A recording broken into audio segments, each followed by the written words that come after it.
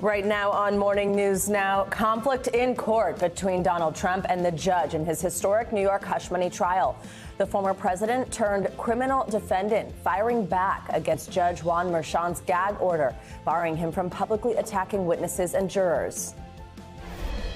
I'd love to talk to you people. I'd love to say everything that's on my mind, but I'm restricted because I have a gag order. I have an unconstitutional gag order by a highly conflicted judge that should recuse himself.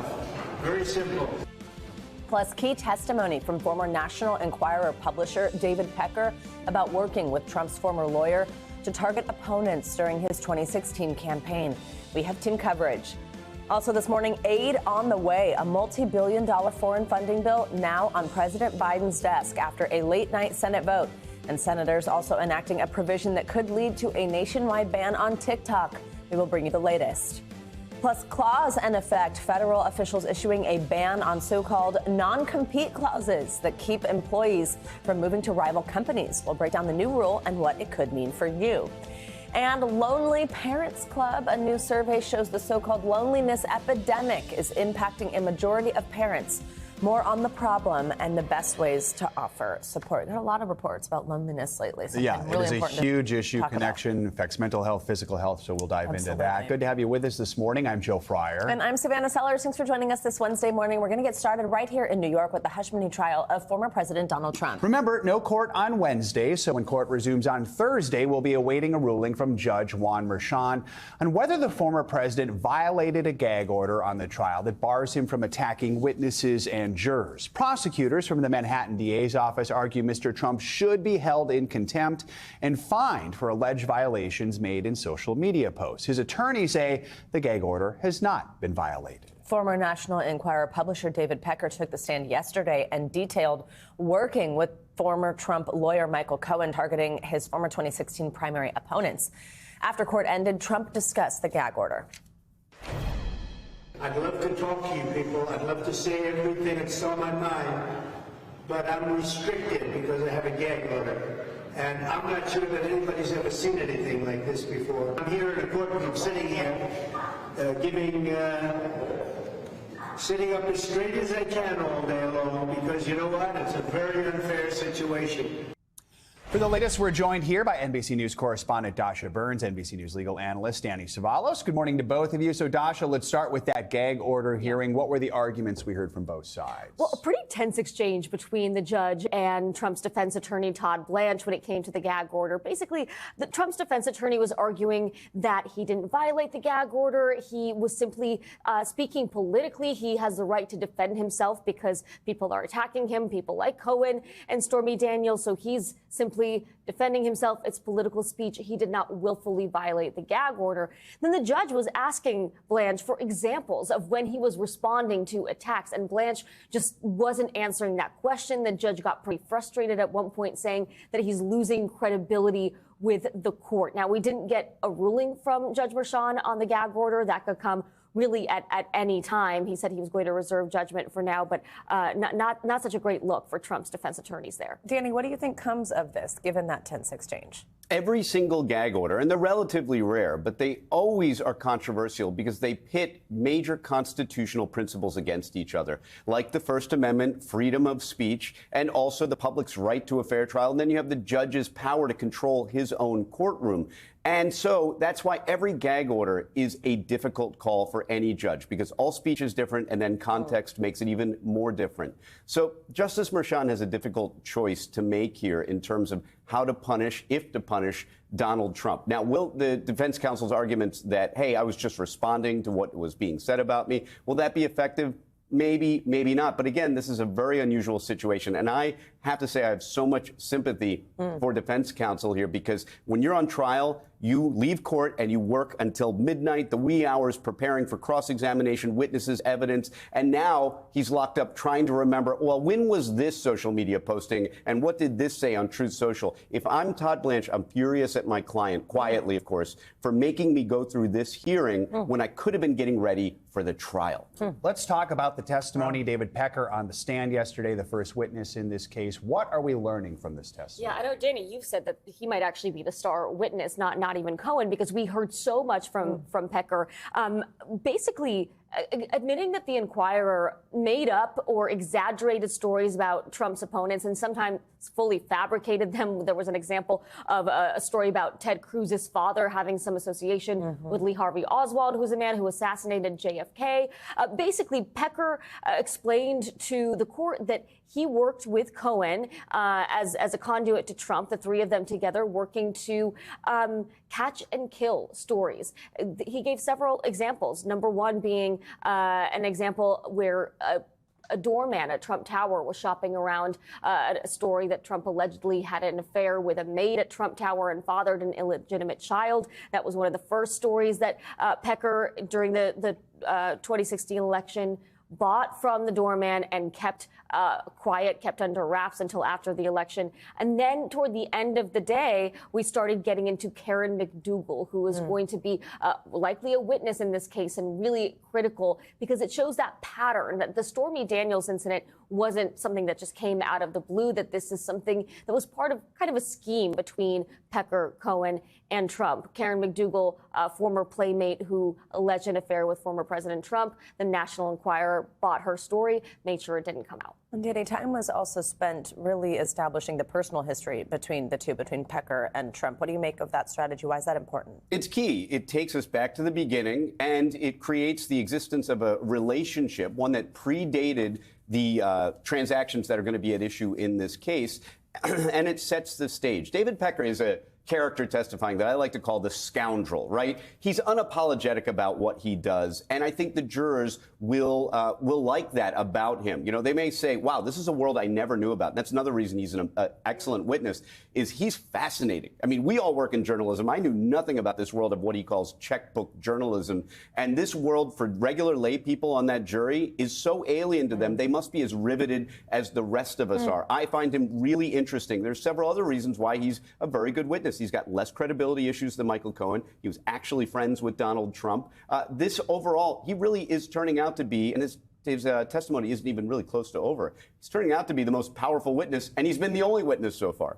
This, of course, also raises all sorts of questions people are having about whether you consider the National Enquirer to even be journalism, but those discussions sort of wrap around this as well. Dasha, Danny, thank you both. Appreciate your time. Yeah, great to have you here on set with us also, Dasha. Well, after months of uncertainty, the Senate voted overnight to pass a $95 billion foreign aid package. It includes funds for Ukraine, Israel, and Taiwan, and a provision that could lead to a national ban on TikTok. Senate Majority Leader Chuck Schumer called the moment an inflection point in history.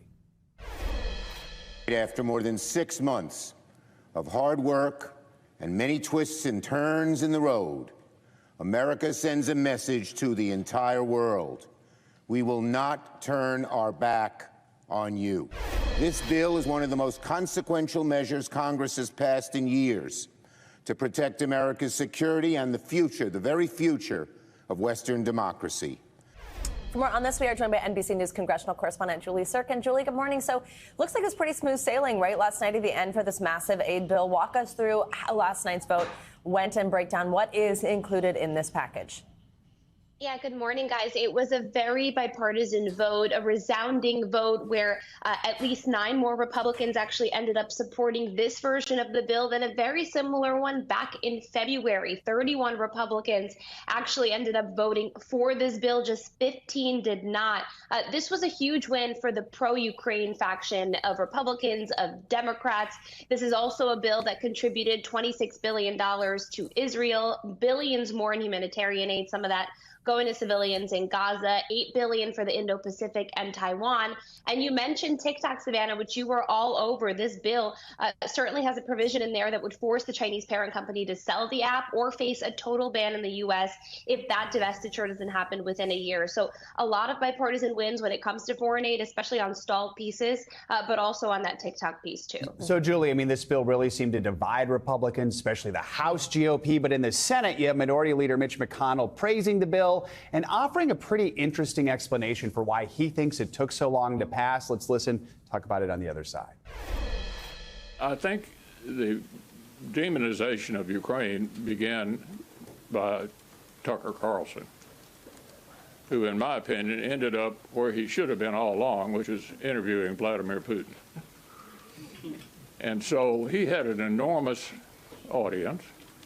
which convinced a lot of rank-and-file Republicans that maybe this was a mistake. So, Julie, how are congressional Republicans reacting to that? Do they feel that the minority leader is just saying the quiet part out loud, or is there some criticism?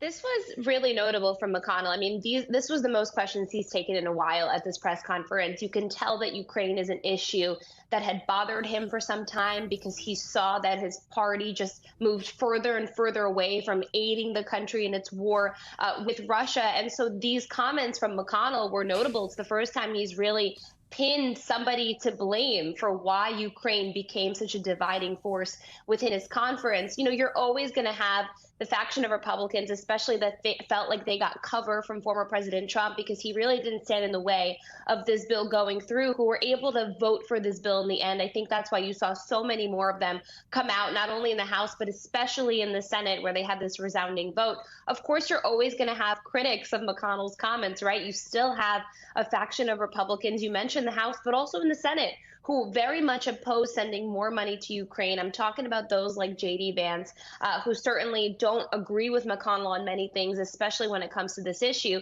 But when he's talking about Tucker Carlson, of course, he used to have a show on Fox News. It was prime time. So many people paid attention to it, a lot of Republicans on Capitol Hill, and also the former president, who ended up guiding them in the end of where they should land on their support for Ukraine aid. So he might have been blaming Tucker Carlson for this, but certainly everybody knows, everybody that I spoke to, that Trump really had the final word here when it comes to how they could vote on Ukraine aid, ultimately kind of backing away, in the words of J.D. Vance, not getting in the middle of it and letting senators vote how they want to on this. So, Julie, how is President Biden reacting, and how soon could he sign this bill into law? Well, the president has been saying all along, even when that TikTok piece came out of this, people weren't sure how he was going to respond. He said he would sign this full package into law, foreign aid, TikTok and all, as soon as it got to his desk. Yesterday, the Senate ended up kind of fast-tracking it quicker than we thought they would be. The White House coming out with a statement immediately saying that the president would sign it. He even said that he would sign it this week so that weapons urgently would flow to Ukraine, as President Zelensky told our Kristen Welker on Sunday they need. So Biden is going to sign this ASAP. All right, Julie Sirkin, thank you so much.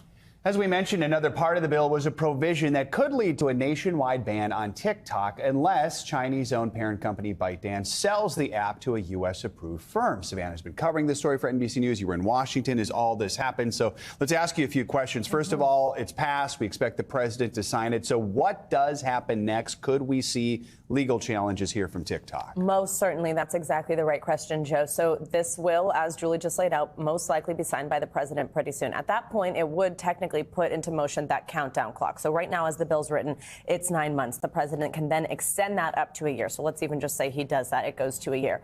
TikTok has promised a legal challenge. Our reporting at NBC News, our experts that we've discussed this with, think that that could happen by the fall. That would go to the D.C. Circuit Court of Appeals.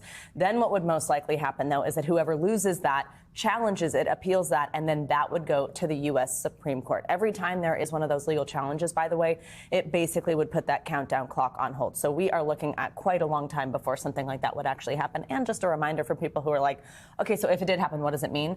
Basically, it goes away from the App Store. You can't download TikTok anymore. It's not going to disappear off your phone, though, but no more updates and no more original downloads of the app is how this would work. And eventually, without those updates, the app will essentially become useless on your right. phone. Obviously, this affects millions of people, those who use it, those who make a living off of it. Some of them showed up in Washington. What were they saying? Yeah, it was actually really interesting, Joe, because as you know, I've been down there a couple times over the last month or so reporting on this. And in the past, TikTok has flown people in. They paid for creators to get on a plane and come to the Hill and actually lobby lawmakers in person, try to wander the hills, talk to them, express their frustration. Yesterday, that was not the case. These were people who paid for themselves. Many of them made the decision at the last few moments as they kind of realized, oh, wait, this is actually maybe about to happen. Most likely, it seems it is going to happen. So they actually flew on red eyes. Some of them drove 9 hours overnight. And yes, I spoke with some of them yesterday about why it is that they're so upset about this. Take a listen. Every bit of my livelihood is tethered to TikTok. Our elected officials are on TikTok. We believe if it were dangerous, they shouldn't be there, but they keep trying to reach us there when it's convenient. That is a sentiment I've heard quite a bit, also expressing President Biden is about to sign this, and yet he's campaigning on TikTok, which both of those two things are true. However, yesterday I did also get a chance to talk to lawmakers on their way into this vote. I heard specifically from Senator Coons that in these closed-door briefings, they are hearing serious national security concerns, they say, that are concrete about what China could be doing with American data. And it is coming from both parties, which makes it hard for voters to target one party or the other. We know you'll stay on this story far from over. Thank you, Savannah.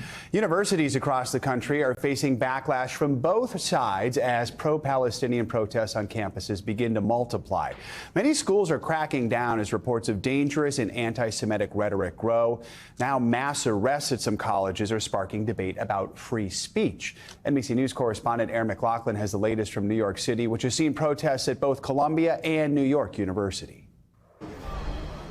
This morning, Columbia University, a flashpoint in the nationwide unrest at college campuses across the country, reporting progress in its negotiations with pro-Palestinian protesters who've been encamped on campus since last week. A Columbia spokesperson telling NBC News this morning students have committed to dismantling and removing a significant number of tents and have agreed to prohibit discriminatory or harassing language. The school has been flaring with unrest, with growing pressure on its president, Manoush Shafiq. Amidst allegations, the university is not doing enough to de-escalate tensions or adequately protect the safety of Jewish students. At the end of the day, we can't be enabling hate or incitement of violence or disruption to students. Columbia's encampment inspiring protesters at least 15 other universities, including at Cal Poly Humboldt, where dozens occupied a campus building. We will mobilize against it. And at the University of Minnesota, where 9 were detained for trespassing. Students at NYU walking out of class Tuesday. I am absolutely appalled, horrified, and terrified by what had happened last night. Expressing their outrage over the 120 people detained on campus during heated confrontations with police during a pro-Palestinian protest Monday night. Zach Samelin, a Jewish faculty member, was among those arrested. So there was a call to prayer began, and they sent in the riot squad. When you saw the riot police, what went through your mind? I grabbed my daughter, I handed her to my wife, and told her to get out of there as quickly as possible. University officials say disorderly, disruptive, and antagonizing behavior was happening, as well as reports of anti-Semitic incidents, before police moved in with riot gear and zip ties. This morning, universities across the country struggling with the unrest as some students fear for their safety. It's just hard to see that we have reached such a point where we can't talk to each other. Our thanks to Aaron McLaughlin for that report. U.S. House Speaker Mike Johnson is scheduled to visit the Columbia campus later today and meet with Jewish students. Well, former House Speaker Nancy Pelosi is the latest high-profile Democrat to call for the resignation of Israeli Prime Minister Benjamin Netanyahu following Senate Majority Leader Chuck Schumer. In an interview with Irish broadcaster RTE, Pelosi condemned Netanyahu's policy and practices in Gaza, calling them, quote, terrible. She added that too many people have died in the Palestinian enclave since the war began. She also described Netanyahu as an obstacle to the two-state solution.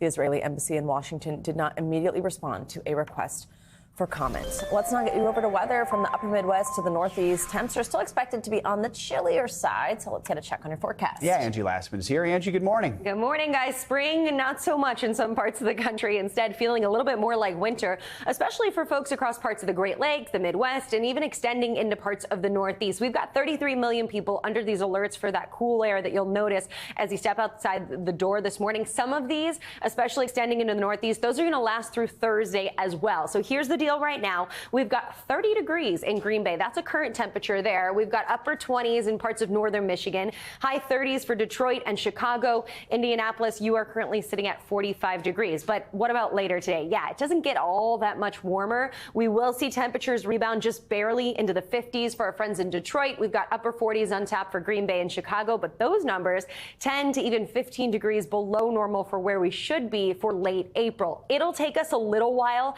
to get back in the swing of things and kind of warm things up across this region. Even tomorrow, you're going to wake up to some chilly conditions, and we'll see cooler than normal temperatures in the afternoon hours. But by the time we wrap up the work week and head into the weekend, things will feel a little bit more like they should for this time of year. We've also got to keep a close eye today and through the next couple of days on the chance for some strong storms, even severe storms to develop. They're all going to be kind of focused towards the center of the country. So let's start with today and tonight. We've got a system that's going to bring us the chance for some strong storms. So likely going to be the hail and the wind gusts that we see with the greatest potential of development today. And that's going to be focused mostly around portions of Texas, but extending up into Oklahoma. As we look at that hail size, we're talking 2-inch or higher. Again, that's that little bullseye you see there from Lubbock down to Midland. As we get into tomorrow, though, that's where that system will start to emerge out of the Rockies. It's going to be fast moving, and we do have the risk for some nighttime tornadoes. A couple of those likely to be strong, but we'll also have the threat of hail as well as the damaging winds in a much greater area. Once again, across parts of the southern plains, extending into the central plains too, and that tornado risk, EF2 or higher. We'll watch for this once again into the evening hours and overnight as well. Now, we look ahead to Friday. That system will move into the high plains. We've got, you guessed it, another severe threat. That's going to extend this time from Iowa to Texas. This is why I said multi-day kind of threat that we're going to have to deal with, guys, where places like Kansas City, Des Moines, down to Dallas, we'll see all of those hazards be possible. And then we roll into our weekend with that system still on the move. We'll watch for severe storms to be possible for our Saturday plans as well. If you're looking for some sunshine on Saturday, East Coast looks great. We've got warm temperatures on deck for folks across the southeast, places like Tampa into the 90s. We'll see plenty of sunshine out west too, but that rain and unfortunately that snow across the Rockies will be something we'll have to contend with for our Saturday plans. By Sunday, those severe storms still in the picture, unfortunately.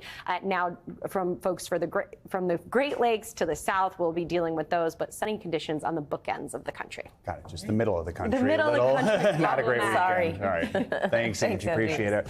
Much more to come here on Morning News Now. Later this hour, Tesla's wild ride. Shares for the world's most valuable automaker soaring after the company reports its lowest profits in years. How CEO Elon Musk is reassuring shareholders. Up first, after the break, concealed carry in the classroom. We'll have the latest from Tennessee, where a new bill allowing teachers to bring handguns to school is now one step closer to law. We'll be right back.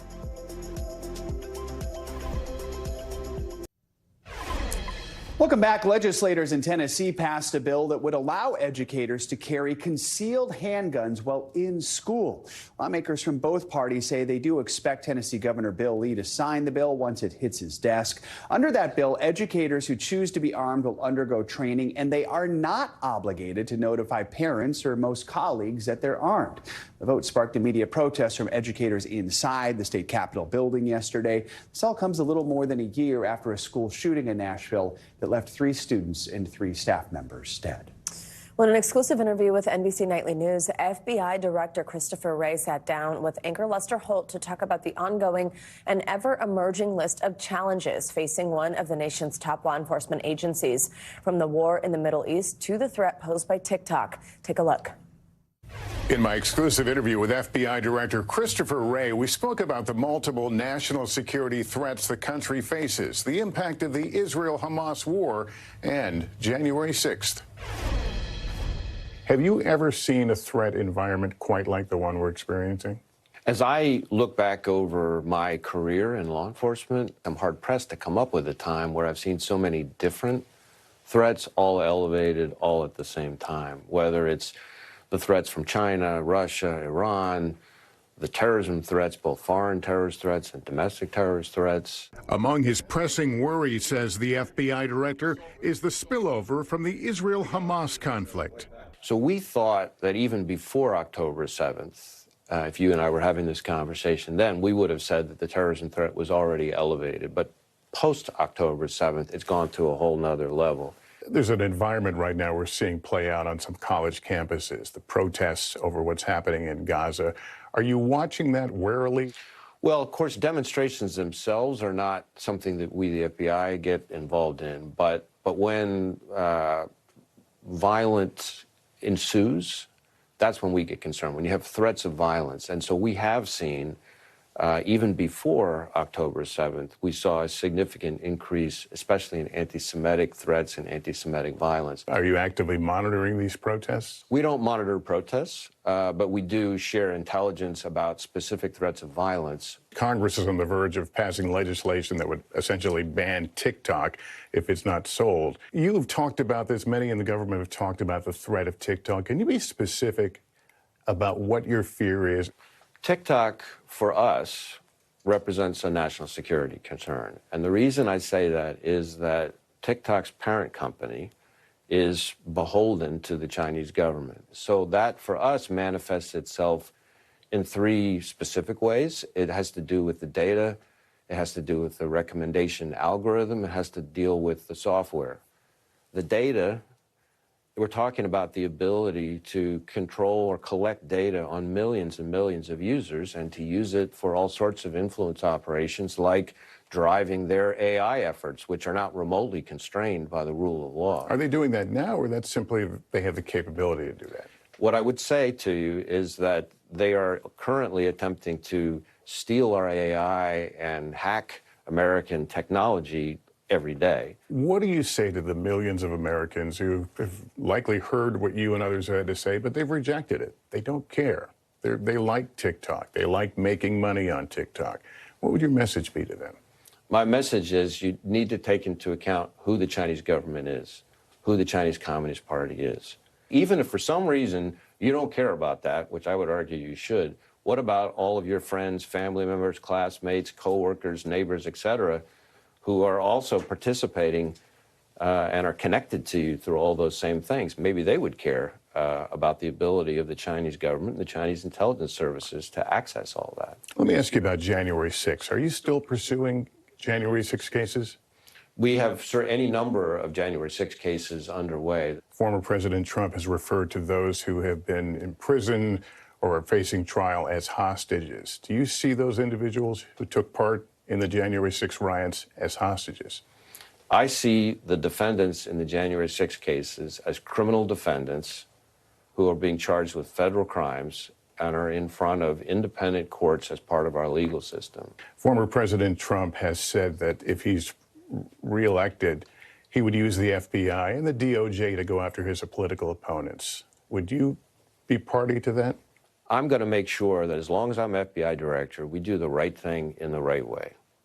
And that means following the law, following our rules, staying faithful to our core values, enforcing the law without fear or favor. If Donald Trump is reelected, will you plan on continuing to serve? I'm enjoying doing this job, and as long as I think I can continue doing that in a way that adheres to all those rules and norms, it's like what I'd like to keep doing. Aside from national security threats and crime fighting, Ray says he wants Americans to know the FBI is also focused on standing up for victims. We have something like 250 people, an entire division that's just focused on victim services.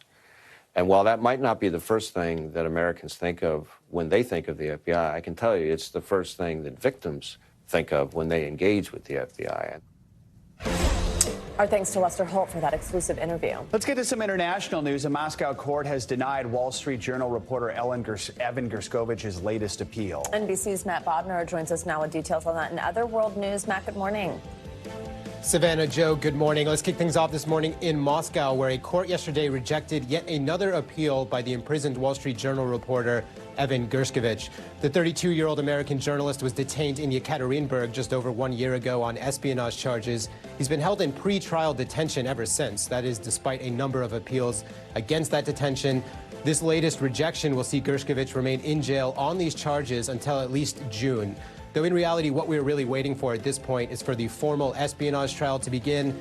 That in itself could be a year-long proceeding.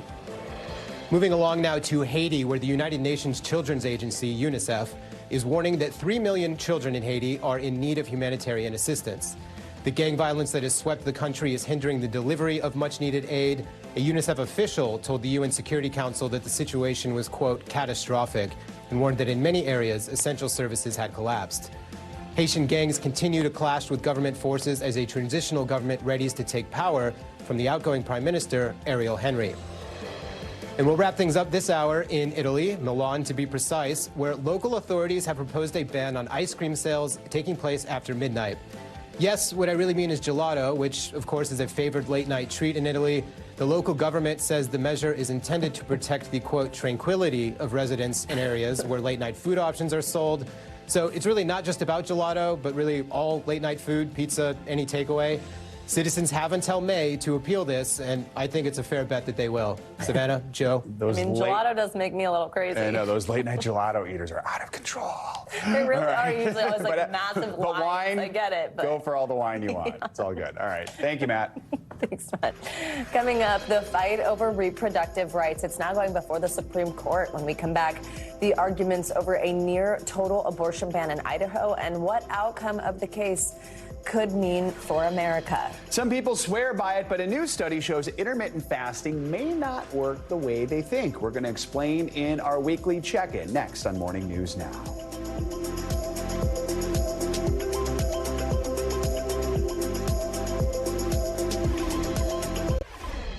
Welcome back. The ongoing fight over abortion rights will be front and center at the Supreme Court today. The justices are set to hear arguments surrounding the near-total ban on procedures in Idaho. The current ban went into effect once the Supreme Court overturned Roe v. Wade back in 2022. The only exception to Idaho's ban is when the mother's life is in danger. The Biden administration quickly sued the state, saying Idaho violated a federal law called the Emergency Medical Treatment and Labor Act. The law requires that hospitals that receive federal money for Medicare provide necessary stabilizing treatment in an emergency. This comes as a recent report from the Idaho Physician Well-Being Action Collaborative shows that at least 22% of OBGYNs in the state have stopped practicing since August of 2022. Kimberly Metcherson joins us now for more. She's a professor of law at Rutgers Law School. She studies reproductive rights. Kimberly, good morning. Thank you so much for joining us. So explain to us how the Emergency Medical Treatment and Labor Act works. Why does the Biden administration say specifically that the Idaho ban violates that act? Well, the concern about the Idaho ban, which is, of course, one of the strictest bans in the country, is that it essentially says you can only perform abortion when it is necessary to save the life of the pregnant woman. And the Biden administration is saying there might be occasions where, for instance, it's necessary to preserve the health or the fertility of the pregnant woman to perform an abortion. That would be the stabilizing care. And Idaho is saying, well, you can't trump our state law that says it has to be that somebody is basically at death's door before we will perform an abortion. So there's this fundamental difference in how the Biden administration thinks about access to abortion and how Idaho does. Of course, Congress has not passed any legislation protecting abortion rights nationwide. Are there any ways the Biden administration can use this Emergency Medical Treatment Act as a workaround? What would be some of the challenges of trying to do that? Yeah, I mean, it's not, I wouldn't really say that it's a workaround because EMTALA has been the law since 1986. It's not a new law. Hospitals are used to being bound by EMTALA. And so essentially all the Biden administration is saying is, this is the law. This is federal law, and it is Constitutional Law 101, that where the federal law is in conflict with a state law, that federal law wins. So it's really, in some ways, a very simple case. It doesn't feel like it because it's about abortion. But really, the answer here is very simple, which is that a federal law always trumps a state law. Let's talk about the big picture here. So this is one of two cases the court is hearing on abortion just this month. Is the court now sort of dealing with the fallout of their own ruling on Roe v. Wade, the fact that there now is sort of this patchwork and so many different things are coming up and rising to the level of the Supreme Court? Yep, they 100% created this crisis for themselves. When Dobbs was decided, the court sort of said, listen, we want to get out of the business of abortion. And everybody who does the kind of work that I do knew that they were not getting out of the business of abortion, that there were going to be questions after questions after questions that would end up going through federal court and back at the Supreme Court. And that's exactly what we're seeing. All right, Professor Kimberly Metcherson, we always appreciate when you join us. Thank you. Thank you. Time now for our weekly checkup. This week, we're taking a look at the effects of loneliness and how the epidemic is not just hitting kids hard. Yeah, plus, when should you be considered old? Well, it could be in the eye of the be older. A new study finds that the older people get, the later they think old age begins. NBC News medical contributor Dr. Natalie Azar joined us to discuss some of these health headlines you might have mixed. So this first study is a new national survey from Ohio State University. It says the loneliness epidemic is hitting parents especially hard. I know for middle-aged men, this is a huge issue. I mean, why is that? What can be done? I know, so it's so interesting, right? Even last fall, the World Health Organization proclaimed loneliness to be a global public health threat, right? And so is this just like a hangover from the pandemic? I don't think so. I think most people out there who are new parents would understand that there is this kind of sense of loneliness when you have, your job and your work and your children and everything like that. So what this poll found was that over half of people felt isolated, lonely, and burned out. 2 in 5 said that they lacked support, and 4 in 5 wanted to connect with other parents outside of work and home, right? Misery loves company, right? You like to commiserate with your peers on this. So my doctor's orders are look for parent groups, join a book club, and to all parents and caregivers out there of young children, it does get better. But I think one of the most important things is to find something you can do socially that includes your children plus adults so that you guys can have a little adult me time together while your kids are playing. That's what worked for our family. I know that works for a lot of people out there. I think just talking about it, right? I hope people at home are like, okay, that makes me feel better that it's not just me. Oh, it is definitely not just you. It is definitely not. It is life-changing to become a parent. It throws your whole world upside down. Let's talk about this next one. So it's a study out of Johns Hopkins, has to do with dieting. It's kind of about the restricting your time, but also still paying attention to the number of calories within that window. Right. So this was a study that lasted about 3 months, and they basically had 2 groups. One group was they could eat whenever they wanted, and the other group was restricted to 10 hours of eating, right? That's the time restricted eating. What's good about this is that it was randomized, it was controlled. The people ate the exact same number of nutrients per day, and at the end of 3 months, they found that there was no difference in the amount of weight that was lost. There was also no difference in blood sugar and waist circumference and a couple of those things, which I thought was interesting. And they basically concluded that it's not when you eat, it's how much you eat. But here's the caveat, and my doctor's orders are this. We don't know yet. Down the line, are there benefits to intermittent fasting on heart health, on inflammation, on cancer prevention? We can't answer those questions in 3 months, but it's easier to count time. So for a lot of people, when you're worried about how much you're eating, it's easier to say, I'm going to eat within 10 hours. So it's not a good or a bad study, but it's definitely a neutral study when it comes to weight loss. And eating 3,000 calories in 3 hours might not give you the weight loss you want. Exactly, right? It's also not just when, but it's also what you eat. Yeah. Exactly. All right. So at what age do you want to be considered old? Well, according to a study from the American Psychological Association, people think old age starts later than they used to. That makes sense. That's not surprising. It doesn't. Right? I don't know if you guys have realized this yourselves, but as you get older, you just keep moving the needle further and further and further, right? When you're little, my age was considered old age, and now it no longer is. So, yeah, they did find that people in their mid-60s believe old age starts at 75, which is different than their peers decades ago, right? People used to think old age started much, much younger. My doctor's orders here are also pretty straightforward. Have a young mindset. Keep a positive view of aging. I know it's easier said than done. I'm kind of cackling as I say that. But anything you can do to make your old age better. I'm cackling. You're cackling. Stay healthy. Keep your mind young. Exercise, all of that stuff. It's good for your brain. It's good for your body. I think that 70 is definitely the new 60, and maybe one day 80 will be the new 70. But we should try to embrace getting older. I did not just say that. Right. I remember when my parents turned 40, and it seemed like it was like that's exactly right. And this is the beginning of the end. You turned 40, and then when when you turn 40, you're like, oh, it's fine. I'm in my young early adulthood. Exactly. Right? Yeah, exactly. It's all so it means it's all up here, right? Yep. Mindset. You did a really good job hiding how you feel about aging. I know. Sorry, everyone. Thank you. She's a positive mindset, just like she said. All right, coming up, clause and effect. Federal officials banning those so-called non-compete agreements that keep employees from getting new jobs right away at rival companies. When we return, one of our favorite financial experts, of course, Caleb Silver, is here to break down that new policy and how it could shake up America's workforce. Stay with us. You're watching Morning News Now. Welcome back. The Federal Trade Commission has just voted to ban almost all non-compete agreements between companies and their employees. That new ban also applies to any existing non-compete agreements. To break it down, the purpose of a non-compete clause is to restrict employees from finding new jobs at competing companies both during and soon after employment.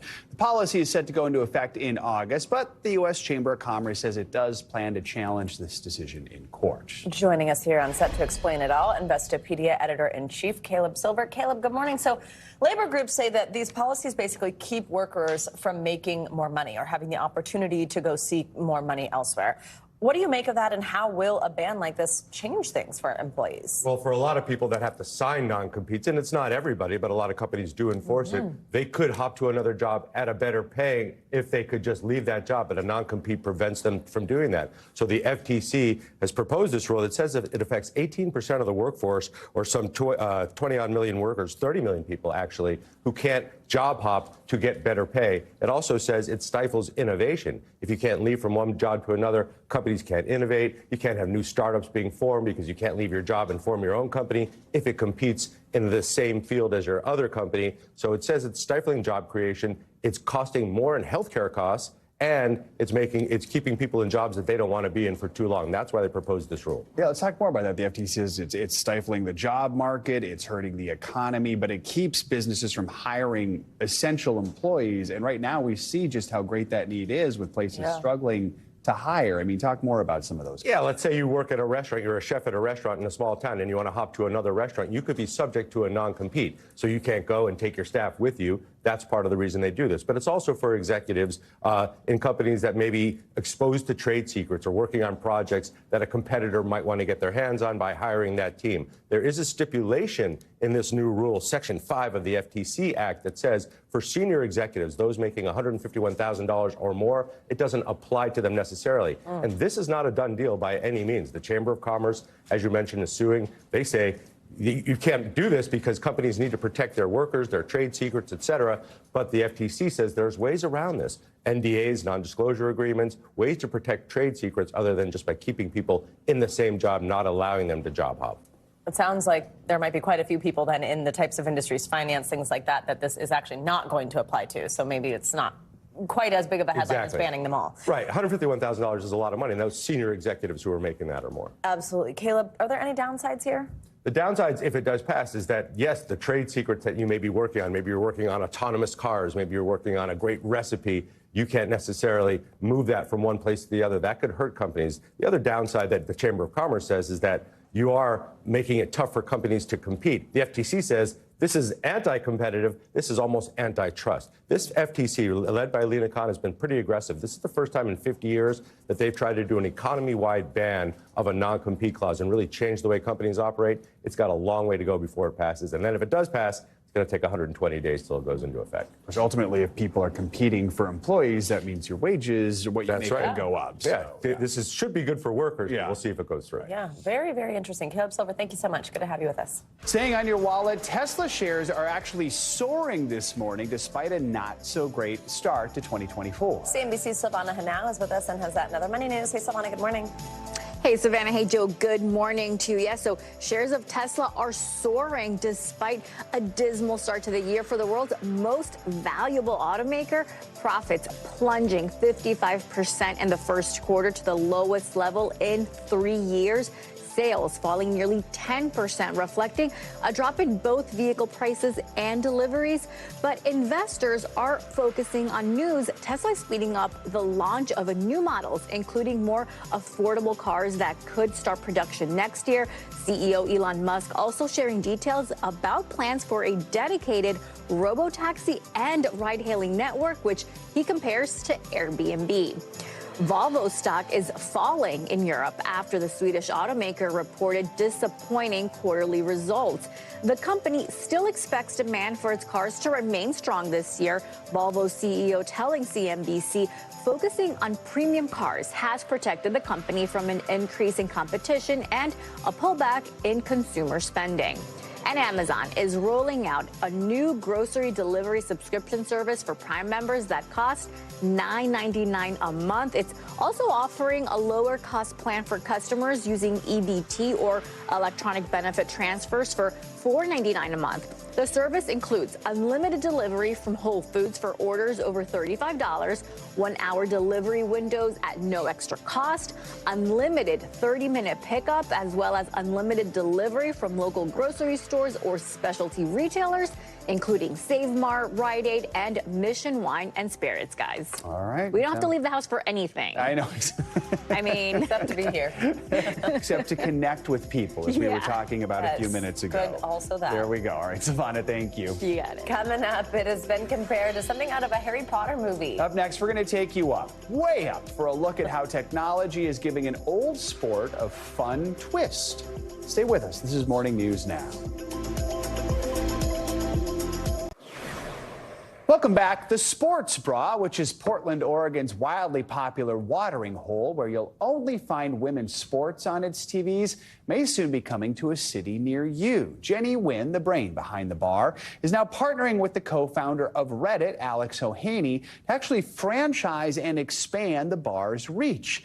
His investment obviously comes amid a boom of popularity in women's sports, with the NCAA Women's Tournament racking up a whopping 18.7 million viewers for the Iowa-South Carolina final. Hohaney, who is also the husband of tennis legend Serena Williams, says he wants to help win support and reinforce the achievements of women athletes. The specific details of expansion and partnership have not yet been shared. But Savannah, of course, we reported on the place in Minneapolis, which also was inspired by the Sports Bra in Portland. So we know it is a trend that is already sort of stirring all around the country. And we are certainly seeing the viewership is there with women's sports. Exactly. So that's awesome. Thanks, Joe. Yep. We are ending the hour with a little soccer. Well, it's got a twist, though. It's called drone soccer. It's sort of like Quidditch from Harry Potter, but with more aerospace tech and fewer Nimbus 2000s. Our friend NBC News Now anchor Gotti Schwartz got to visit the California school that's putting this high-flying sport on the map.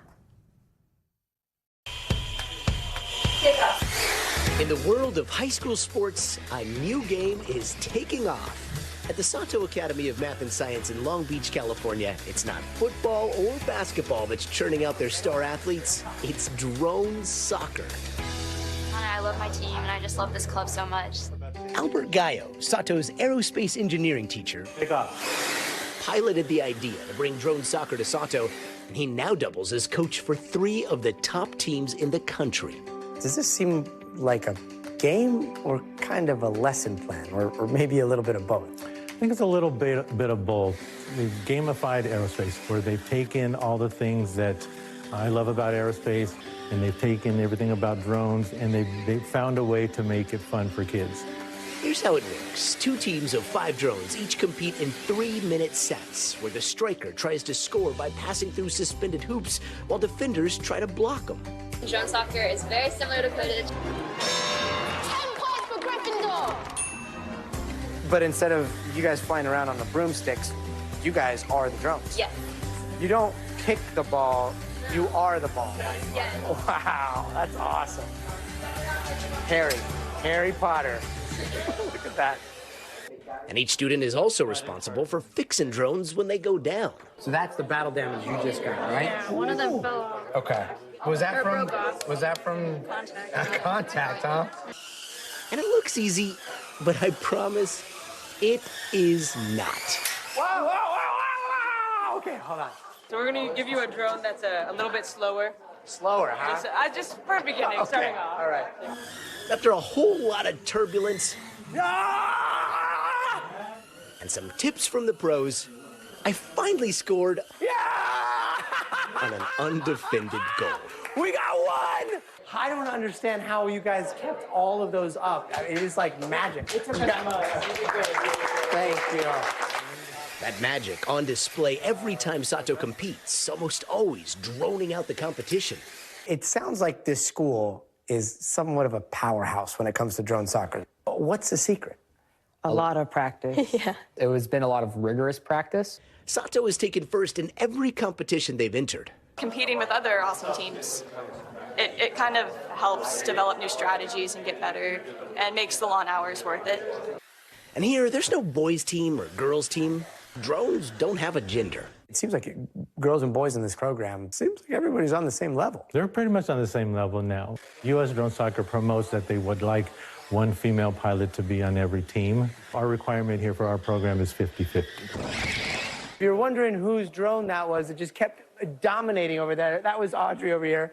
What was the secret to your success? What I like to do is kind of mix up different flight paths each time and find different routes to get around to get into the goal without causing too much damage. We're doing something pretty out of the ordinary and pretty advanced right now with drone soccer, and I think that's definitely kind of like our stepping stone. This is just the beginning. Yeah. Definitely. And that means that you guys are the pioneers. Yeah. Young pioneers propelling their way to greatness, one high-flying battle at a time.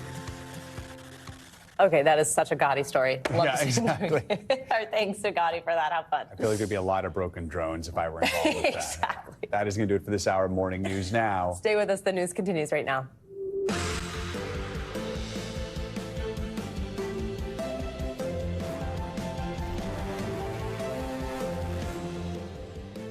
Good morning. Thanks for getting your day started with us. I'm Savannah Sellers. I'm Joe Fryer. Right now on Morning News Now, a midnight deadline has come and gone for student protesters at Columbia University. The Ivy League school now pushing them to tear down that large encampment built to protest the war in Gaza.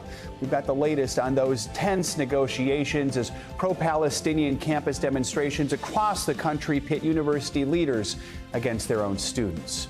Also this morning, silence is deafening. A former tabloid publisher taking the witness stand in former President Trump's criminal hush money trial. The prosecution trying to paint Mr. Trump as a politician who repeatedly used cash to silence those who could derail his presidential campaign. We've got more on David Pecker's eye-opening testimony as the judge weighs that gag order against the former president.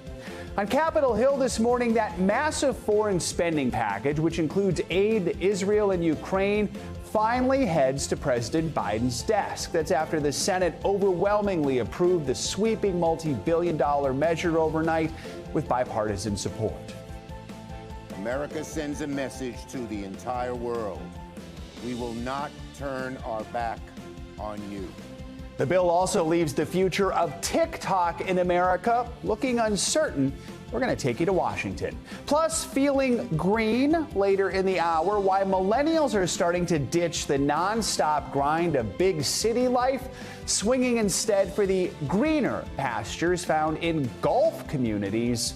What's driving the generational change? Besides loving golf, I'm guessing. I lived in a golf community during COVID when my then boyfriend, now husband, and I went to my parents, and it was something. You're good. You're good for now. Golf, but hanging with the golf community. All right, we're going to dive into that a little bit later. Let's start this morning with the pro-Palestinian protests on college campuses now all across the country. At Columbia University, the administration had placed a midnight deadline for protesters to move off the campus's lawn, but it looks like both sides have now agreed to a 48-hour extension. Meanwhile, mass arrests at university campuses are sparking a debate about free speech and the right for students to protest amid concerns over anti-Semitic rhetoric. NBC News correspondent Erin McLaughlin is at Columbia University in New York City for us this morning. She joins us with the latest. Erin, good morning. So what is the scene like out there this morning? And what do we know about this 48-hour extension that we are hearing that kind of both sides have agreed to, that university officials have given the protesters? Hey, Savannah. Well, we actually have yet to hear from the students about that so-called extension. What we do know is that the university had called for the encampment to be completely taken down in the overnight hours. That deadline seemingly extended. The university this morning saying that they have made progress in their talks with the students, talks which they say are ongoing. They tell us that the protesters have committed to dismantling and removing a significant number of tents on the campus. They also say that the student protesters have agreed to ensure that those not affiliated with the university leave the campus. That has been a big point of contention for university officials. And then again, again, according to this spokesperson, they've also taken steps to make the encampment welcome to all and have, quote, prohibited discriminatory or harassing language. Now, these talks, according to the spokesperson, are expected to go on for another 48 hours. The spokesperson saying they will report back on progress. Again, we have yet to hear an official statement from the student organizers of the encampment inside the university itself. Savannah. Aaron, we understand House Speaker Mike Johnson is visiting Columbia's campus later today. What exactly is he planning? Yeah, that's right. His visit expected for later today. According to his office, he's going to be meeting with Jewish students on campus. He's also expected to hold a press conference following that meeting. And all of this comes as House Republicans have been exerting pressure on the university to do more to combat anti-Semitism on campus, to do more to, quote, crack down on the student protesters. This following alleged anti-Semitic incidents that happened on campus over the weekend. I spoke to a Jewish student myself who told me that he was terrified. He was followed home on Saturday night. All of this exerting pressure, of course, on the university president, Manoush Shafiq. She says that she is working to try and balance the students' right to free speech with making sure that every student feels safe on the Columbia University campus. Joe. All right, Aaron, thank you so much for your reporting here. Court will resume tomorrow in the New York hush money trial of former President Trump. It's unclear when the presiding judge will rule on whether the former president violated a gag order. We're also learning new details about the personal relationship Mr. Trump had with former National Enquirer publisher David Pecker, who returned to the stand yesterday. NBC News senior legal correspondent Laura Jarrett has the details. Hey there, we are still only on the first witness in this trial, but already these jurors are getting a crash course into an underworld of tabloid tactics likely few of them are familiar with. And their guide for this journey, not an outsider, but the tabloid king himself. A Trump insider tells all. David Pecker, the longtime publisher of the National Enquirer, sitting for hours on the witness stand at former President Trump's criminal trial, as the prosecution scrolled through pages of tabloid headlines, some praising Donald Trump, others making brazen, unfounded claims about his rivals like Ted Cruz, all a product of what Pecker described as a secret agreement among friends for him to help get Mr. Trump elected. A plan that Pecker also says involved paying people off so they couldn't go public, like the $30,000 he gave a doorman who was shopping a false story about Mr. Trump fathering his housekeeper's baby. Testimony far afield from the actual 34 counts Mr. Trump faces in the indictment for the alleged crime of falsifying business records.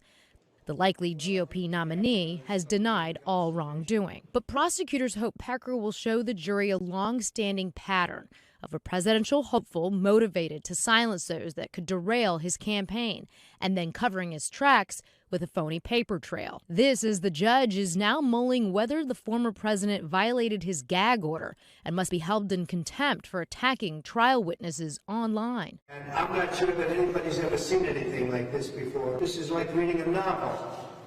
So I put an article in, and then somebody's name is mentioned somewhere deep in the article, and I end up in violation of a gag order. Mr. Trump's defense team now trying to fend off a $10,000 fine, arguing that it's unfair to hold him accountable for reposting criticism others have voiced about certain witnesses. The judge appearing unpersuaded, eventually warning lead defense attorney Todd Blanche, "You are losing all credibility with the court." As for what comes next in this trial, Pecker hasn't even begun to get in the story of the heart of this case involving Stormy Daniels and that alleged payoff. So we expect to hear about that, and then the defense team will get a chance to cross-examine him when court picks back up Thursday morning. Back to you. All right, Laura, thank you. We turn now to the latest battle over abortion rights. Today, the Supreme Court is set to hear arguments in another major case that could have far-reaching effects on reproductive rights. NBC News Now anchor Hallie Jackson is outside the court with the latest. Hey there, Joe and Savannah. Good morning to the both of you. And later on this morning, the court will hear arguments in a case that's seen as a challenge to one of the strictest abortion laws in the country. All of it coming against the backdrop of a presidential campaign, a presidential election where the political stakes could be enormous. A new flashpoint this morning in the battle over abortion rights, with the Supreme Court set to hear arguments in another potential blockbuster case. The question, whether a federal law guaranteeing emergency care for patients overrides an Idaho law banning most abortions, with exceptions for rape, incest, and the life of the mother. The Biden administration says that federal law should take precedence, arguing Idaho's law requires doctors to wait until the health of a pregnant patient gets worse before deciding whether to perform an abortion. But Idaho's attorney general, in a statement, accuses the administration of showing a reckless disregard for Idaho's right to protect life. The Biden administration has twisted this law. They're trying to use federal executive power when the law does not support it. This is beyond the breaking point, and I'm hopeful the Supreme Court will rein them back in. With Idaho allowed to enforce its near-total abortion ban for now, many OBGYNs are leaving the state, including Dr. Lauren Miller, who moved her practice to Colorado. She says Idaho's law has created a dilemma for doctors. The physician on the ground is going to be stuck having to decide, do I act now so that she doesn't have any irreparable harms, or do I wait until there's no longer a fetal heartbeat, which then could really risk her health? That's an impossible situation to be stuck in. This is the second major reproductive rights case in front of the justices this term, 2 years after the court's landmark Dobbs decision overturning Roe v. Wade. Since then, more than a dozen states have put in place stricter abortion bans. The legal fight, raising the political stakes heading into the November election, with voters in 11 states likely to decide abortion rights on ballot measures this fall.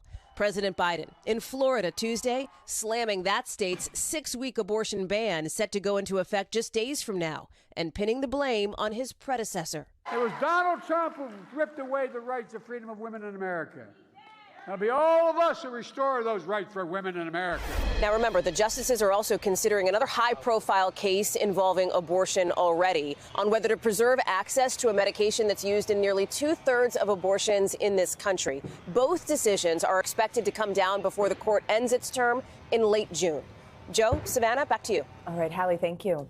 Overnight, the Senate passed that $95 billion foreign aid package that will send aid to Ukraine, Israel, and Taiwan. Now, the bill had bipartisan support, ending with a 79-18 vote.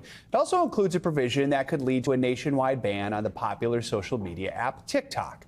NBC News Capitol Hill correspondent Ryan Nobles joins us now with the latest. Ryan, good morning.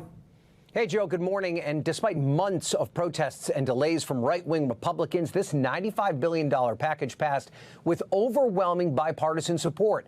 President Biden has promised to sign the bill into law as soon as today, opening the door for Ukraine to get the weapons and ammunition they desperately need right away. Overnight on Capitol Hill, the Senate passing a sweeping $95 billion package, including aid for key U.S. allies, and laying the groundwork for a ban on TikTok, putting an end to a months-long political stalemate. Finally, America sends a message to the entire world. We will not turn our back on you. Lawmakers voting 79-18. The package includes $60 billion in aid to Ukraine, $26 billion for Israel, which includes humanitarian relief in Gaza, $8 billion for Taiwan, and a potential TikTok ban. Congress voting to outlaw the popular app, which has 170 million American users, unless its Chinese owner ByteDance finds a buyer within 9 months. TikTok has been encouraging its users to fight the ban, but Congress citing national security concerns, with China's potential access to extensive personal data and its possible platform for propaganda. At the end of the day, they've not seen what Congress has seen. They've not been in the classified briefings that Congress has held. FBI Director Chris Wray telling Lester Holt exclusively Tuesday. TikTok, for us, represents a national security concern. And the reason I say that is that TikTok's parent company is beholden to the Chinese government. But as TikTok vows to fight it, the ban will likely be delayed in court. The aid package passing after a major showdown on Capitol Hill, with House Speaker Mike Johnson facing a rebellion, many Republicans objecting to Ukraine aid. Johnson now adding in sanctions on Iran and Russia, and a few Democrats objecting to Israel aid due to the humanitarian crisis in Gaza. But now, most on both sides relieved the bill's long journey is over. We can wish for a world where the responsibilities of leadership don't fall on us, or we can act like we understand that they do. Now, the potential TikTok ban sets the stage for a court battle over the First Amendment. The company plans to argue that forcing them to sell violates their First Amendment and free speech rights. Now, this despite Apple's claim that the government is removing some Meta apps from their app store in China. Joe. All right, Ryan, thank you. Well, we have one presidential primary result to share this morning. NBC News projects GOP presumptive nominee Donald Trump to be the winner of the Pennsylvania Republican primary, securing more than 82% of the vote yesterday. His last primary rival, former UN Ambassador Nikki Haley, who dropped out of the race in early March, came in second with more than 16% of the vote. Pennsylvania is an important swing state that Trump is looking to win back in the fall when he faces off against President Biden. Now, Biden defeated Trump by about 80,000 votes in Pennsylvania to win the 2020 election. Haley secured more than 156,000 votes in yesterday's primary. Now for a look at your morning News Now weather forecast. We're tracking severe weather threat headed for the country's midsection. That's right. Angie Lastman is back with us. Hey, Angie, good morning. Hey, good morning, guys. You're exactly right. We've got some strong storms that are going to be mainly focused across the middle of the country over not just today, but the next couple of days. We've also got one quick little system that's working across parts of the mid-Atlantic and the Northeast. That's going to be offshore before you know it. It's a quick mover, but we will deal with a little bit of rain across that area here as we get through the rest of your morning and even into the early parts of your afternoon in that region. Meanwhile, we're going to watch the middle of the country for this next system to emerge off the Rockies and bring us the chance for some strong storms for the next couple of days. We've got a multi-day severe weather threat brewing for us. The scattered showers and thunderstorms are possible in Oklahoma early today, but I think even as the evening goes on, we'll see that threat of stronger storms across especially parts of Texas, where you'll notice that slight risk is focused Lubbock to Midland out towards Abilene. That is where we'll have the chance for some larger hail, 2 inches in diameter or higher, and of course those wind gusts up to 60 miles per hour. Today's threat is going to be low when it comes to tornadoes.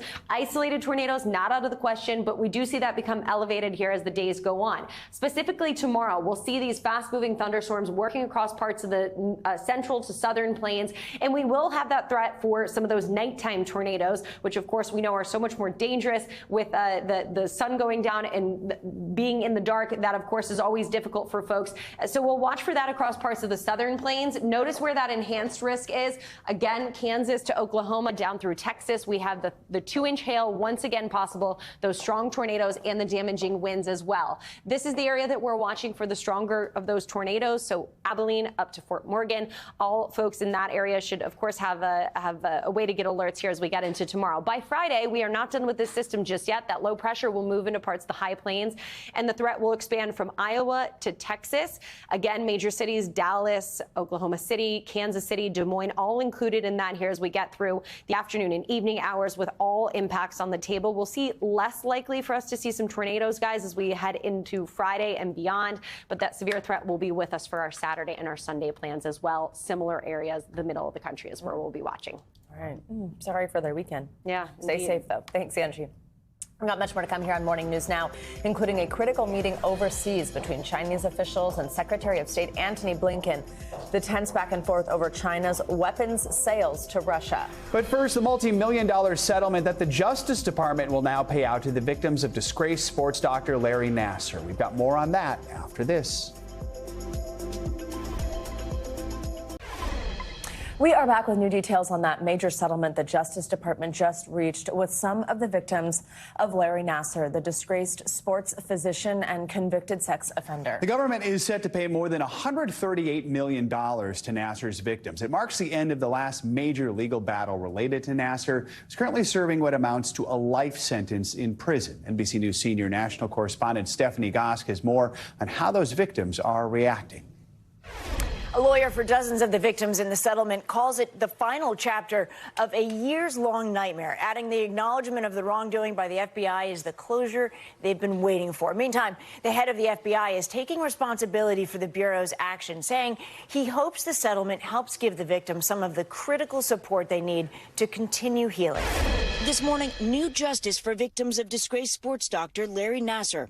The Department of Justice issuing a $138.7 million payout and apologizing for the FBI's failure to act sooner on warnings about the convicted sex abuser, which prompted an emotional congressional hearing 3 years ago. They allowed a child molester to go free for more than a year, and this inaction directly allowed Nassar's abuse to continue. Their testimony led to an extraordinary apology from FBI Director Christopher Wray, who did not oversee the Bureau when the investigation began. I'm especially sorry that there were people at the FBI who had their own chance to stop this monster back in 2015 and failed. Gold medalist Aly Raisman told Savannah back in 2018 she wasn't contacted by authorities about her sexual abuse until more than a year after her initial complaint. I said, why did you wait so long? And they said, oh, he wanted to wait until the Olympics were over. Why? I don't know. Gymnast Maggie Nichols' mother, Gina, says she also waited more than a year for a call from the FBI. I said, I reported this over a year ago. And you're the first person from any form of law enforcement that has called me. And I said, so when did you get this assignment? He told me yesterday. In a scathing 2021 report, the Justice Department Inspector General details multiple failures and policy violations by the Indianapolis field office, which initially handled the Nassar allegations, including that Nassar continued to see patients in his clinic at Michigan State University for almost 14 months after the FBI was first alerted. By one estimate, he abused at least 70 or more gymnasts during that time. Olympic star Simone Biles talking to Hoda about the need for accountability. So we still have to protect those athletes and figure out why it happened, who knew what when. The latest settlement is going to 139 victims who were either involved with the FBI during the botched investigation or who were abused by Nassar during the time the FBI failed to act after receiving reports of abuse. John Manley has represented hundreds of Nassar's victims, including dozens involved in this case. They were trying to say this was just bureaucratic bungling. No, it wasn't. It was a lie. And it was law enforcement assisting a pedophile. An attorney for some of Nassar's victims say that his clients are both relieved and exhausted, and they hope this is the last time they have to hear Larry Nassar's name. Back to you. All right, Stephanie, thank you. And we are going to talk more now with John Manley. He's the lead counsel for victims of Larry Nassar, and you just saw him a moment ago in Steph's story there. John, thank you very much for joining us this morning. We just heard you say in that piece that this was not bureaucratic bumbling. This was a lie. Expand on that. Who lied? What went wrong here? Well, basically what the Inspector General's report from the Justice Department said is that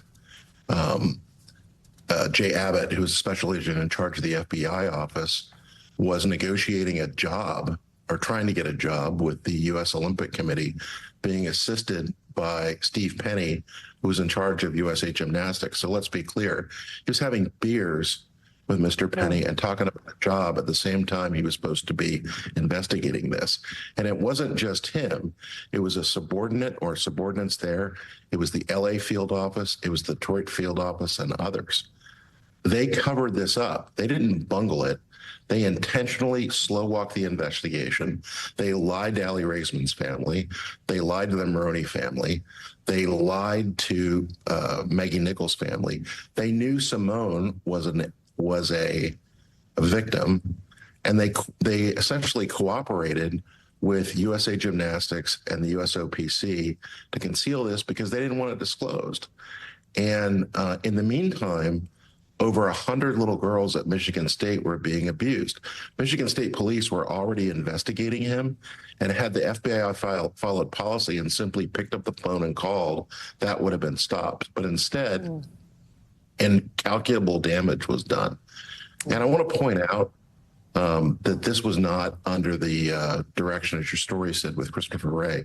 This was James Comey, who absolutely refuses to talk about this, which is despicable. You know, we have reached out to James Comey for comment. He could not be reached on Tuesday afternoon. What is it you would like to hear from James Comey?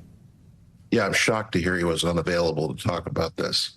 He's been unavailable for 8 years. I want to know what he knew and when he knew it. My clients would like an apology and an explanation.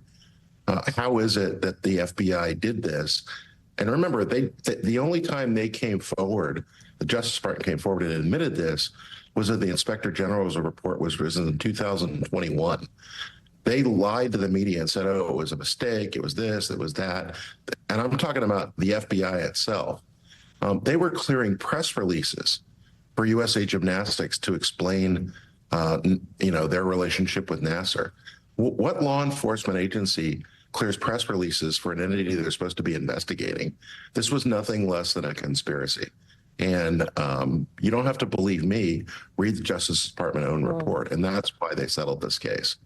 You just called this, rightly so, incalculable damage done here. You can just imagine the rage these families must feel. But what does a settlement mean for your clients? Does it help in any way? Well, yeah, it does. I mean, frankly, the money helps because many of these folks find difficulty holding on to a job, need therapy, are going to need therapy for the rest of their lives. But also the magnitude of the settlement, the total amount now is almost $1 billion between Michigan State, USA Gymnastics, the Olympic Committee, and the government. And that message that sends is this was profoundly wrong. It is extremely difficult to sue the federal government, if not impossible. And the fact the government settled this case, and frankly, after the IG report admitted wrongdoing and apologized, was far different than the way the Olympic Committee, Michigan and State, and USA Gymnastics acted. So we're grateful for that. But I think it also brings a closure to the darkest story in American athletic history. And it's been 8 years. They're tired. They're exhausted. They never want to hear the name Nassar again, and they want to try to move on with their lives, and hopefully this allows that. But at the same time, you know, the only people that went to jail here are Nassar and the medical school dean at Michigan State. And there were far more people involved in protecting him and concealing him, including at the highest levels of the FBI. And we'd certainly like to see accountability there. John Manley, we so appreciate you joining us to discuss this. Thank you for your time. Thank you, ma'am. U.S. Secretary of State Antony Blinken is in Shanghai amid rising tensions between the U.S. and China. NBC's Matt Bodner has that in other world headlines. Matt, good morning.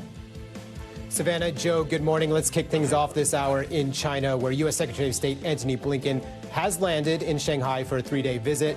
His trip comes as relations between the U.S. and China continue to worsen over issues such as weapon sales to Russia for its war in Ukraine. In Shanghai, Blinken will speak to students and attend a basketball game. On Friday, he will meet his counterpart, Wang Yi, in Beijing. That meeting is expected to last 6 hours and likely will see President Xi Jinping's attendance. Moving along now to what I am told is Athens, but today is being described by locals as a, quote, colony of Mars. An orange dusty haze has overtaken parts of the country. The visuals are, of course, novel, but authorities have issued health warnings to the public. The dust itself is actually coming from the Sahara Desert in Africa, and there's a higher concentration of this dust right now in the upper atmosphere than normal. The phenomenon is expected to begin dissipating today. And we'll wrap things up today here in the UK, where the 12-string acoustic guitar played by John Lennon in the Beatles film Help is going up for auction after being rediscovered in someone's attic. The instrument has been lost for about 50 years. The director of the auction house that's selling the instrument has compared it to finding a lost Rembrandt or Picasso. He says the instrument still plays like a dream. Back to you guys. Very cool. Matt, thank you so much. Coming up, a pretty concerning health alert that could affect your next trip to the grocery store. What you need to know this morning about reports of fragments of the bird flu virus in pasteurized milk. Stick around. It's up next.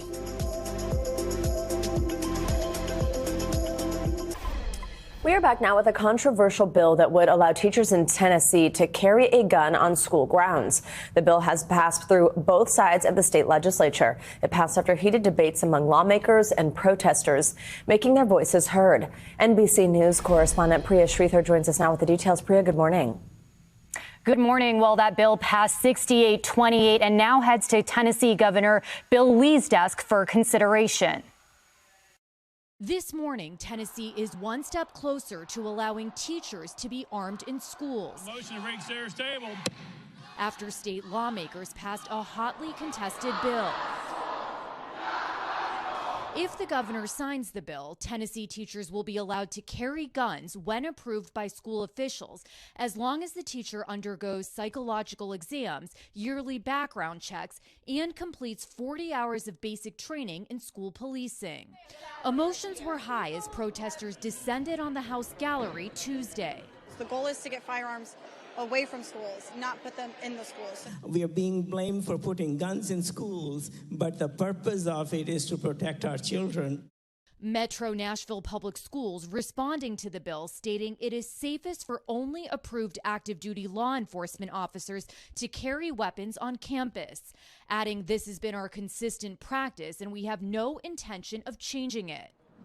The bill is one of the biggest pro-gun moves by the state since the tragic shooting at the Covenant School in Nashville last year that killed 6.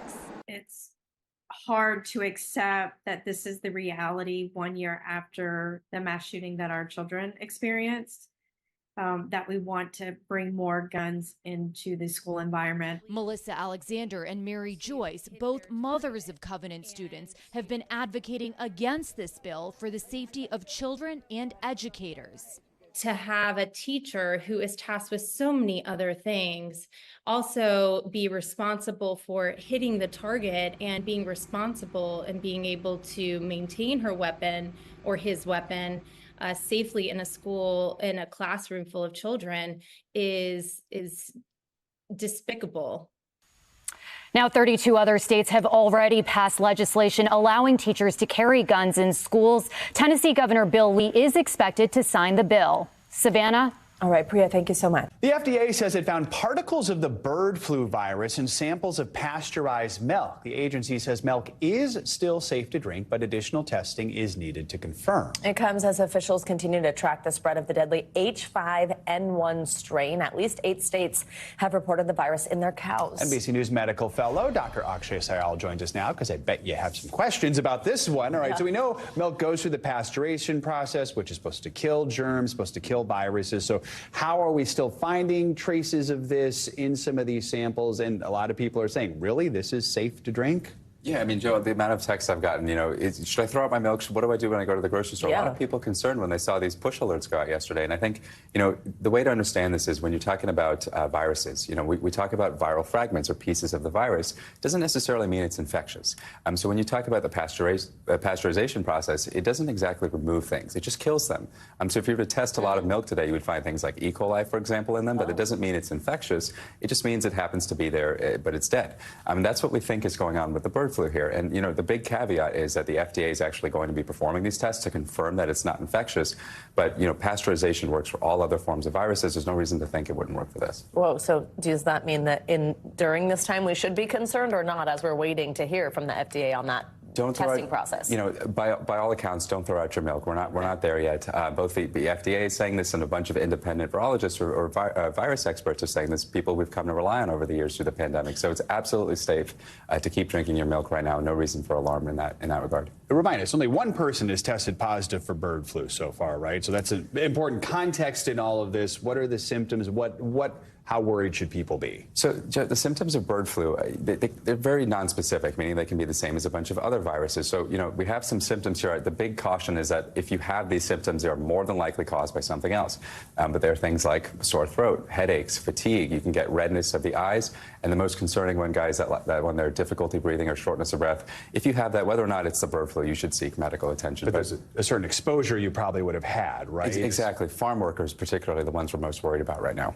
Are we worried about the fact that we are seeing it in cows? What does that tell us about how this is spreading? Yeah, so, even though we have the viral fragments, which we think are not infectious, it didn't come out of nowhere, right? It had to get in there somehow. And the concern is, guys, that this outbreak in cows may be more widespread than we think. And if cows are testing positive in the milk and they're asymptomatic, really, we don't know how far this thing may have spread in terms of livestock. All right. Dr. Akshay Sayal, as always, thank you so much. Yes, appreciate it. Thank you. Coming up, it's a different kind of Bill of Rights that could really impact your next big trip. After the break, how the Biden administration is looking to keep the friendly skies as transparent as possible. Our Tom Costello has that story for you next.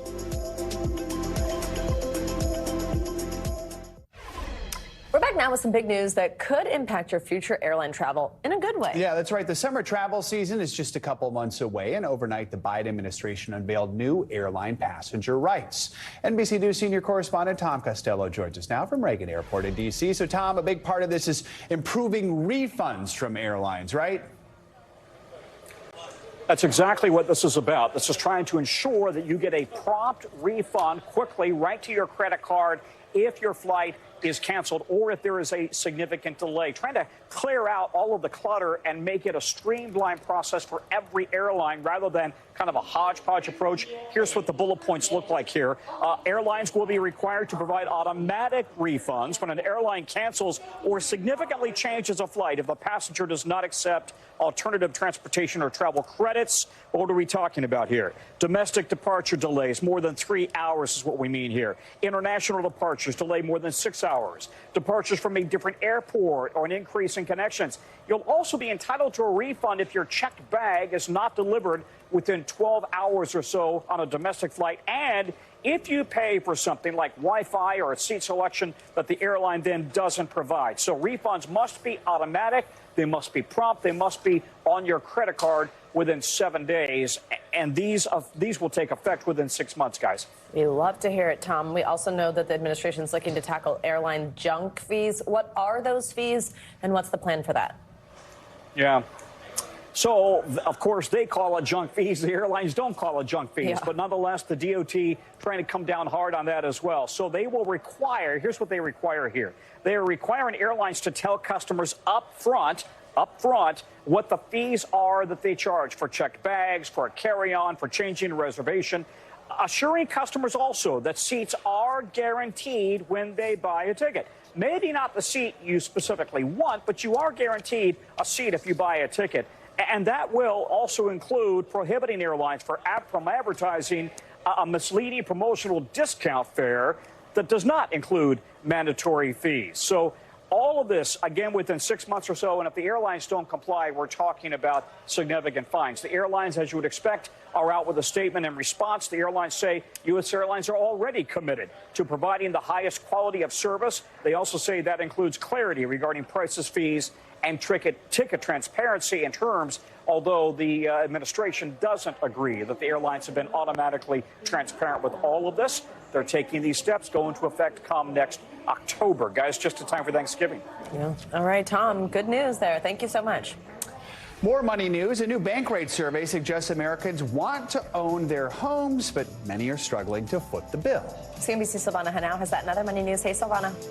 Hey, Savannah. Hey, Joe. Good morning. Yeah, so like you mentioned, a new report from Bankrate finds more than 75% of adults still consider owning a home to be part of the American dream, but nearly 80% say the primary challenge is, well, being able to afford it. More than half say they don't have sufficient income, while others say home prices are just too high and they can't afford down payments and closing costs. Nearly 70% say they're willing to take steps to find more affordable housing, including downsizing, moving out of state, or buying a fixer-upper. More than 3 million people on Medicare could be eligible for coverage of Wegovy now that the popular weight loss drug is also approved for heart health. But a new study finds some patients could still face out-of-pocket costs. Certain Medicare prescription drug plans may also wait until next year to cover Wegovy. Medicare's budget could also be strained as more Part D plans cover the costs. And shares of Gucci's parent company are sliding today, casting a cloud over the luxury market. Kering, which also owns fashion brands like Balenciaga and Yves Saint Laurent, expects profits to drop by nearly 50% in the first half of this year. Kering is struggling to boost the fortunes of Gucci, which accounts for 2/3 of its profit. It's warned a turnaround will take time as the market for luxury goods slows down, guys. All right, Silvana, thank you. Thank you. Well, now to a car theft in California solved by an amateur detective with the help of an AirTag. A Long Beach man tracked down his vehicle thanks to the GPS tracking device. Here's NBC News Now correspondent Stephen Romo with what happened next. When Long Beach, California resident Philip Obando realized his BMW had been stolen. And I walk out of my house and there's no car and I'm just flabbergasted. He decided to take matters into his own hands. Here it is. With the help of this, an Apple AirTag he had hidden in the car for exactly this situation.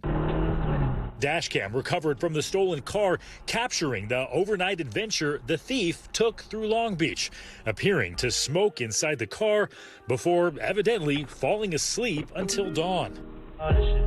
He even picked someone else up. You know, I'm gonna park this for somewhere and pick the other one too. And he stops at a car wash. But while the thief was on a joyride, Obando and his wife were getting to work.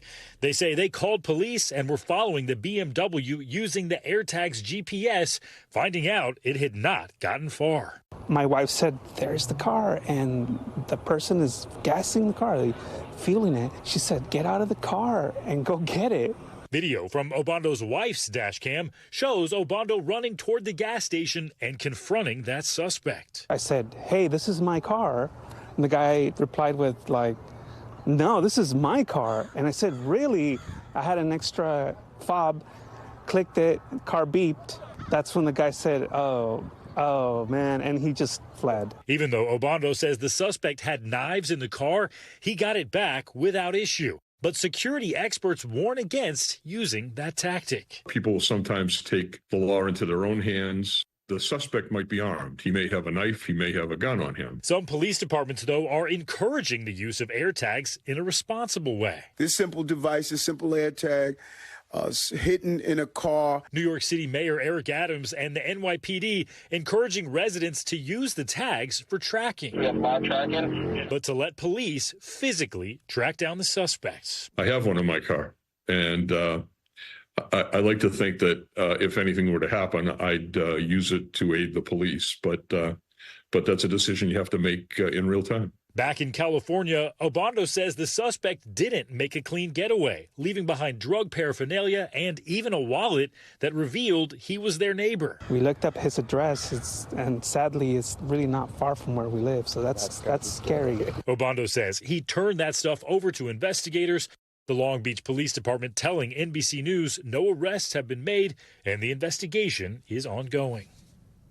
Our thanks to Stephen Romo for that report. All right, again, safety experts say while AirTags can be great for helping to track down items, stolen or not, you should not directly confront a thief. Please keep that in mind and leave that to police. When we come back, we are hitting the links with a hot new trend in real estate that has some Floridians really scratching their heads. We'll tell you why some millennials are ditching big city life for the greener pastures of Gulf communities. Stay with us. That's next.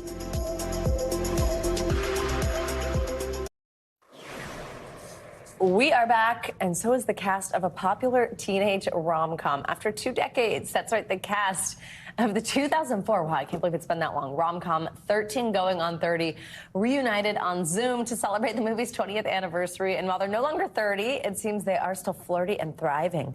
Jennifer Garner, Mark Ruffalo, and Judy Greer reminisced about their time in the coming-of-age film, all while pretending to cheers their Razzles candy and dancing to Thriller. In the movie, Jenna Rink, played by Garner, wishes she was 30, flirty, and thriving the night of her 13th birthday party.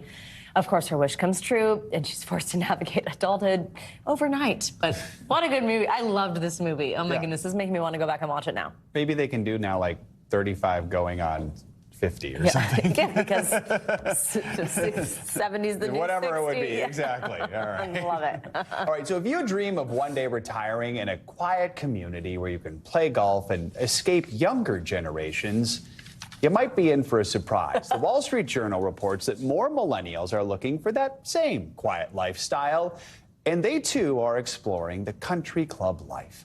NBC News correspondent Sam Brock gives us a closer look at this growing trend. Retirement at 40. Why not? Increasingly, millennials are deciding that that sounds like a pretty good idea. They're moving to communities that have golf courses and retirement communities. Realtors and researchers say that this is a shift that's been going on for a number of years now, but it's accelerated recently, driven in part by social networking, security, and yes, golf. On the greens and fairways of a country club community near you. It might not be just boomers and retirees you see walking the links these days, but more and more millennials in their late 20s to early 40s and seeking that same lifestyle. I would say a lot are just getting into golf and kind of wanting that family atmosphere with golf. What were the criteria that you were looking at? I think it's the package, right? Victoria Meadows Murphy and her husband Evan are 35 and standing on a lot of land that will soon feature their new home at the Tequesta Country Club, more than 2 hours away from Miami. For us to have the calm and the quiet, and also there's, we have our community, we have good restaurants now. No one has been like, those darn kids, they're taking our retirement homes away from us. No, not at all. While Evan is from Tequesta and purchased their current home in 2018, Victoria, who owns her own interior design company, started noticing something about business in the neighborhood. I think the light bulb went off when most of my clients that were reaching out were our age and younger. According to reporting from the Wall Street Journal, life on the green surged during the pandemic and continues to grow. While in 2023, more golf rounds were played than any other year on record. But golf appears to be just one piece of the millennial puzzle. I think the key question is, why not? Why would they not move to these golf communities? Most of them are gated, so you have the great security, on-site dining, tennis courts, swimming pools, of course, golf courses. Are you seeing pushback in any of these communities from the older residents? Communities are adapting while others aren't. There are communities renovating their club rooms to make it more trendy, like adding a pickleball court or two. As the trend takes off from the suburbs of Texas and Arizona to Southern California, not everyone's wild about sharing the space, like Doug and Jamie Baker in the Coachella Valley. I like not having trick-or-treaters every October. That's just me. You know, we don't want Coachella here all year long. But the research indicates the millennial move likely isn't going anywhere. A recent Harvard study showed the number of millennials moving to peripheral suburbs jumped 30% in 10 years. And for young, aspiring couples like the Murphys, the pivot is perfect. I think the next step with our future is this home and building it for our family and building it to work for our family in the future. Now, make no mistake, many people are paying a premium to live like this. You have mandatory buy-ins for a lot of these communities that can range from $15,000 to $250,000. There are HOA fees and country club fees. Many of these communities as well, or at least some of them, have a mandatory minimum age requirement, usually 55 and up. So there are some parameters that have to be dealt with. That said, if you're living a couple of hours away from a city center, as we are here, you're probably getting better value for your property. So many of us then living like we're 40, going on 75. In Tequesta, Sam Brock, NBC News. All right, Back Sam, thank you. Let's talk more about this new trend with Compass real estate broker Cindy Scholes. Good to have you with us. Those age limits conjure up the show Bosom Buddies, like people are going to start dressing up in old people costumes to live in the golf communities. What is it about these communities that do appeal to millennials, to younger folks? Yeah, so I think it's been a trend we're seeing in like the past few years. The number one reason why I see people moving to these areas and these communities is for the sense of community. COVID, we missed out on 2 years of our life, building relationships, friendships, networking at work. And these are built-in communities where you don't have to really think about it too much, and your lifestyle is set up for you. So we are seeing people spend more on these communities and invest in their lifestyles. So Sam, down in Florida, in California during the pandemic, my husband and I went there for a little while and did this with my parents at their golf community. We were the youngest by a lot, but it was so much fun, actually. Are you seeing this happen across the country like that? What communities is this happening in? We are seeing it across the country. I mean, we're seeing it in the suburbs of New York. We're seeing it in the Hamptons area. But when I was actually doing that segment, it was talking about communities out in Minnesota. And I had no idea that New Yorkers were actually relocating to Minnesota, areas of Texas for these different sorts of communities. I think it's also a shift in millennials have become more health conscious. Most everyone has these wearables now, a Whoop, an Oura Ring. They want to monitor their sleep. Interesting. So during COVID, like we went from those days of before, like going out, having drinks till 2 in the morning, and that's just not as appealing to this group anymore. They want to be more active. And the early bird lifestyle has really been taking off, so why not live with other people who are doing the Blue Plate Special? Yeah. 6 p.m. dinners, There yes. can't all be positives. Are there negative impacts this is having on some of these communities? I have to imagine there's some folks who are like, well, I don't want this. I just want to have people my age around me. What are you hearing? I can imagine. I think the most obvious negative impact is the pricing. So even though interest rates are high, and there's a lot of reasons why people might not want to buy right now, the demand for these sort of communities continue to drive pricing. In my opinion, they're not even impacted by interest rates because there's such a strong demand to be in these communities. So it might be pricing out individuals that are retired, are thinking about no longer working anymore, and they can't compete with people who are still high earners in their earning years. I wonder, do you see any of these people who make a decision like this end up missing the city life? Yes. And it's mostly people who maybe they don't have children or they're single. I think in these communities, it might be set up a little bit more towards that family lifestyle. So, or they do miss culture, like being able just to like drop into a show, go to like 10 different sorts of restaurants in one block. So we are seeing people actually do a mixed lifestyle. A lot of my clients they look at these communities more as like second homes. Yeah, the clubhouse food gets old. Can't confirm. Yeah. Only so many BLTs. Exactly. Yeah, my parents, the pulled pork tacos, had them every day. Yeah, exactly. That's very cool. But it is interesting to see these trends. And you know, in 15 years, we'll be talking about everyone moving back to the cities. Well, I think it's also, too, that people are in the office less as well. And this is actually being on the golf course or playing tennis or going to dinner with certain people. It is a way to, like, continue to move up in the corporate ladder without having to go back into the office. All right, Cindy Scholes, thank you so much for joining us this morning. Fascinating conversation. It really is. That is going to do it for this hour of Morning News Now. Don't go anywhere, though. Stay with us because the news continues right now.